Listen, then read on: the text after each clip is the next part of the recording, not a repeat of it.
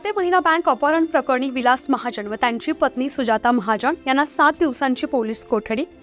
बहुचर्चित यवतमाळ येथील बाबाजी दाते महिला बँकेत 242 कोटींचा अपहार झाला होता। त्यामध्ये 206 जणांवर आरोप ठेवण्यात आले होते। या प्रकरणात एसआयटीने 4 आरोपींना बेड्या ठोकल्यानंतर आज दिनांक शनिवार 14 सप्टेंबर रोजी पोलिसांनी आरोपीला न्यायालयात हजर केलं असता त्यांना न्यायालयाने 7 दिवसांची पोलीस कोठडी सुनावली आहे।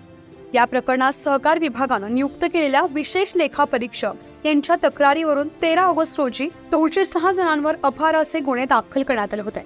यावर तब्बल महिनाभरानं पोलिसांनी अटकेची कारवाई केली। शुक्रवारी पहाटे 4 आरोपींना अटक करण्यात आली होती।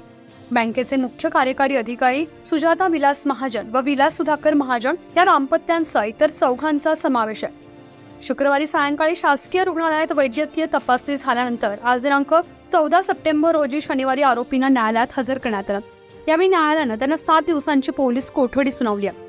त्यामुळे बँक घोटाळेबाजांना धडकी भरली आहे। न्यूज 15 मराठीसाठी प्रतिनिधी किरण मुक्कावार, यवतमाळ।